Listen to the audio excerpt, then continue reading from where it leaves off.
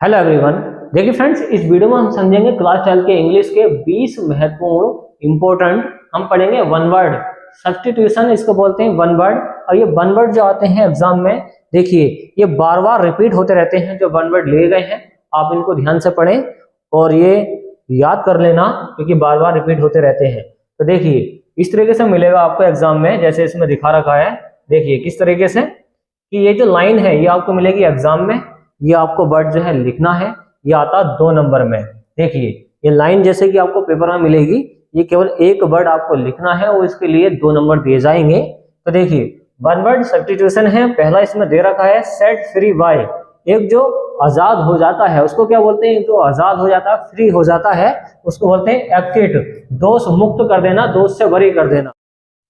और दूसरा है, इसको देखें, अ पर्सन एक ऐसा व्यक्ति हु जो इज आउट। एक ऐसा व्यक्ति जो, हु का मतलब जो कंजंक्शन के रूप में आया है, इज आउट। देखिए हु जो आया है कंजंक्शन के रूप में आया है, इज आउट टू डिस्ट्रॉय, वो नष्ट कर देता है ऑल गवर्नमेंट, सरकार और कानून को और उसके आदेशों को। अगर ऐसी कंडीशन में सरकार के जो कानून आदेश है वो अगर डिस्ट्रॉय हो जाते हैं तो उसको बोलते हैं अराजक हो जाना।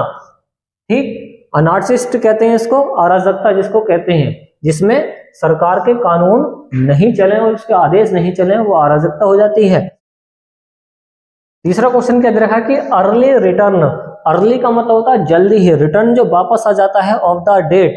देखिए एक ऐसी डेट जो जल्दी ही वापस रिटर्न हो जाती है। एन इवेंट, एक ऐसे अवसर पर जो हर साल आती है उसको बोलते हैं एनिवर्सरी। एनिवर्सरी का मतलब होता है वार्षिकी, जो हर साल आती है रिटर्न होकर। ओके, चौथा वाला देखें, the letter which does not bear the name of the writer. एक ऐसा लेटर जिसका उसका नाम ना हो, okay, bear the name of the writer, लेखक का नाम ना हो। एक ऐसा राइटर, एक ऐसी किताब जिस पर लेखक का नाम ना हो, तो वो होता है एनोनिमस, गुमनाम। क्या होता है? गुमनाम। और पांचवा है अ क्राउड, एक भीड़, ऑफ लिसनर्स, सुनने वालों की। तो यहाँ पर लिसनर्स का मतलब है सुनने वाला और क्राउड का मतलब होता है भीड़। और ऐसी कंडीशन को बोलते हैं ऑडियंस। ऑडियंस जो पब्लिक सुनती है बैठा हुई, उसको ऑडियंस कहते हैं ना। तो जो ऑडियंस है जो सुनती रहती है, या फिर भीड़ जो सुनती रहती है, उसको बोलते हैं श्रोता, ऑडियंस। तो ये ध्यान पर रखना कि एक्विट का मतलब दोष मुक्त करना है, अनार्चिस्ट का मतलब अराजकता है या अराजक, एनिवर्सरी का मतलब वार्षिकी, एनोनिमस का मतलब गुमनाम, और ऑडियंस का होती है श्रोता, जो सुनती है बैठ के बातों को ध्यान से। और छठा क्वेश्चन क्या है उसको देखें कि वन हु, एक जो, वन हु एक जो, डज नॉट बिलीव, विश्वास नहीं करता है, इन दी एग्जिस्टेंस, एग्जिस्टेंस का मतलब होता है अस्तित्व, ऑफ गॉड, ईश्वर के। एक जो ईश्वर के अस्तित्व में विश्वास नहीं करता है उसको बोलते हैं नास्तिक, अथिस्ट। अथिस्ट क्या होता है? नास्तिक। जो ईश्वर में विश्वास न करे वो क्या होता है? नास्तिक होता है। सातवां क्या है? कैपेबल का मतलब योग्य, ऑफ बीइंग हियर्ड, जो सुनने के योग्य हो, कैपेबल हो, योग्य हो, उसको बोलते हैं ऑडिबल। ऑडिबल का मतलब होता है श्रव्य, जो सुनने लायक हो, मतलब जो सुना जा सके, ऑडिबल। और यहाँ पर कैपेबल का मतलब योग्य है। आठवां क्वेश्चन है story of a person written by himself. ये देखिए बार बार आता रहता है, ये आईएमपी है। ओके, समझें इसको। स्टोरी, कहानी, ऑफ द पर्सन या फिर ऑफ अ पर्सन, एक ऐसे व्यक्ति की रिटर्न जो लिखी गई हो, बाय हिमसेल्फ, खुद के द्वारा। अगर खुद के द्वारा आप अपनी कहानी लिखते हैं तो उसको बोलते हैं इंग्लिश में ऑटोबायोग्राफी, आत्मकथा कहते हैं इसको। तो ऑटोबायोग्राफी क्या होती है? आत्मकथा होती है।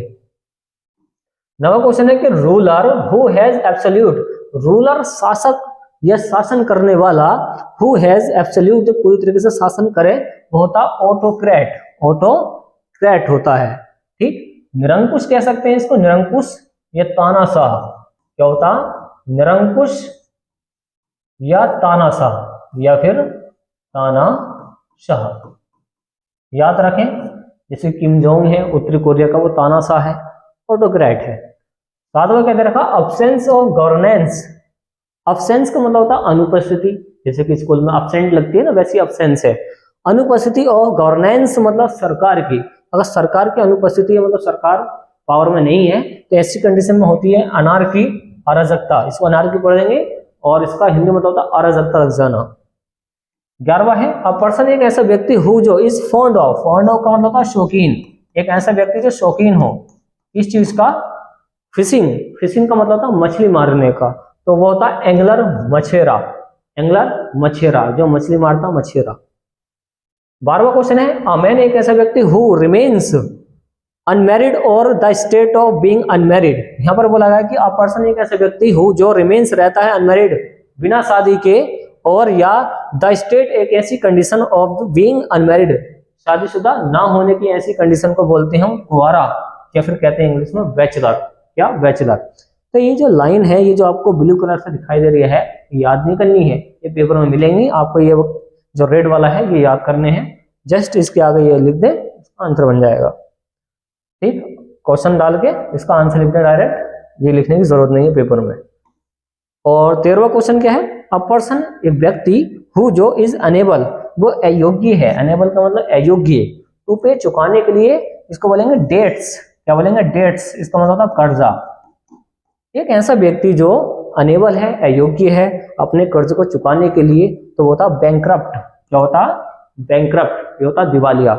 जो अपना पैसा नहीं चुका पाए उसको बोलते हैं दिवालिया। तो हम कर देते हैं इसको क्लीन, आप ले सकते हैं इसका स्क्रीनशॉट। ओके, आप स्क्रीनशॉट भी ले सकते हैं। तो चलिए नेक्स्ट वाला क्वेश्चन क्या है उसको पढ़ते हैं। तो हम इस वीडियो में पढ़ेंगे 20 जो मोस्ट टाइम पे एग्जाम के लिए। देखिए, फिर मिलेंगे नेक्स्ट वाले पार्ट में इसके। 13वां क्वेश्चन है अ पर्सन एक ऐसा व्यक्ति हु जो अनेबल टू पे डेट्स, जो कर्जा चुकाने में क्या हो? अयोग्य हो। तो अभी हमने पढ़ा था क्या होता? बैंकरप्ट, दिवालिया। 14 है वन हु लव्स बुक्स, एक जो ऐसा जो किताबों से प्यार करता है, लव्स करता, प्यार करता है, उसको बोलते हैं बिब्लियोफाइल। बिब्लियोफाइल को बोलता था पुस्तक प्रेमी। क्या होता? पुस्तक प्रेमी होता है। 15 है the life history of a man written by someone else. देखिए, द लाइफ हिस्ट्री, एक किसी की जिंदगी की हिस्ट्री जो लिखता है एक ऐसा व्यक्ति जो किसी और के द्वारा लिखी जाती है, तो उसको बोलते हैं बायोग्राफी। मान लो मेरी जीवनी है और आप लिख रहे हैं, तो वो क्या हो जाएगी? बायोग्राफी हो जाएगी। कोई और लिखेगा तो बायोग्राफी, अगर मैं अपनी कहानी खुद लिखूंगा तो वो ऑटोबायोग्राफी है, उसको बोलते हैं आत्मकथा, और यह है जीवन कथा। नेक्स्ट वाला है स्पीकिंग टू लैंग्वेजेस। स्पीकिंग का मतलब बोली जाती हैं, टू लैंग्वेजेस, दो भाषाएं। अगर आप दो भाषाएं बोलते हैं तो उसको बोलेंगे बिलिंगुअल, द्विभाषिक। जो दो भाषाएं बोलता है उसको बोलते हैं द्विभाषिक, बिलिंगुअल।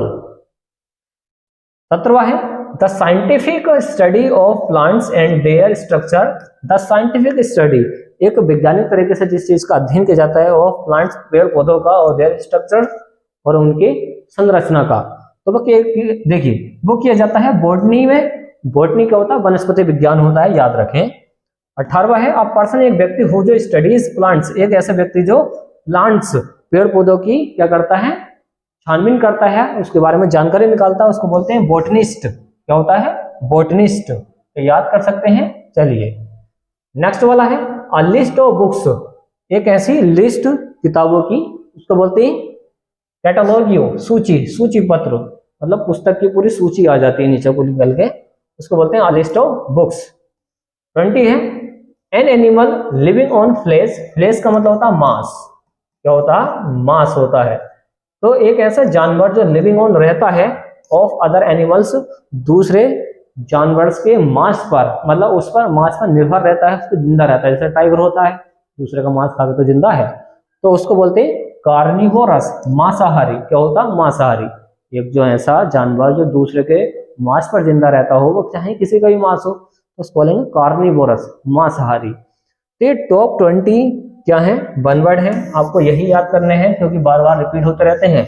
और फिर मिलेंगे 20 वन वर्ड के अंदर नेक्स्ट वाले पार्ट में। ओके, अगर आपको ये वीडियो पसंद आई है तो वीडियो को लाइक एंड शेयर कीजिए, चैनल को सब्सक्राइब कीजिए, और मिलते हैं नेक्स्ट वाली वीडियो में। चलिए फ्रेंड्स।